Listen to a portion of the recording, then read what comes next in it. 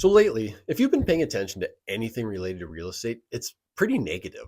You see headlines, videos, posts, everything is talking about what's going wrong in real estate, what's crashing, what you should be afraid of. And the reality is that a lot of this content is designed to get your attention because fear gets clicks and views and engagement, but that doesn't necessarily mean that it's helpful.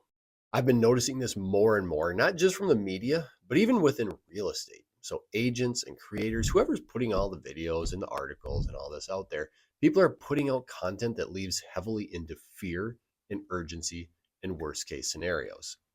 So, and I get it. I get it. That kind of content works, but the problem is that it just becomes something to get attention. It doesn't necessarily mean that it's good for people, especially when it comes to something as big as buying or selling a home.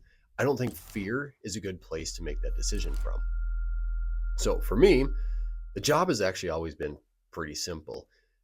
It's to help people complete a real estate transaction, no matter what the market is doing. Not to scare people into acting, not to pressure people into making a decision, but to be honest and just say, here's what's actually going on. And then we walk through what does this mean for you as you're buying or selling? Because every market, good, bad, or somewhere in between, still has opportunities. And if you're only looking at it through a negative lens, you're going to miss those. So I look at my job as serving a client and getting them through their real estate transaction, regardless of what the market is doing. You start hesitating more and you start second guessing and you start assuming the worst outcome before anything's even happened.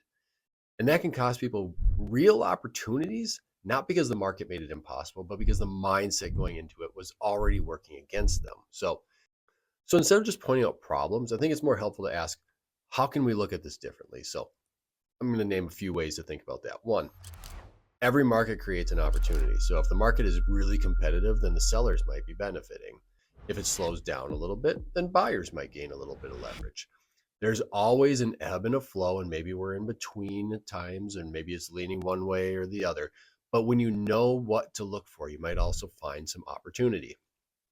Number two, less competition might actually help you. When people get scared, they kind of pull back a little bit. That can mean either fewer buyers for competing or fewer sellers for listing. Either way, if you're prepared and you're thinking clearly, that can put you in a really strong position. And number three, clarity beats timing.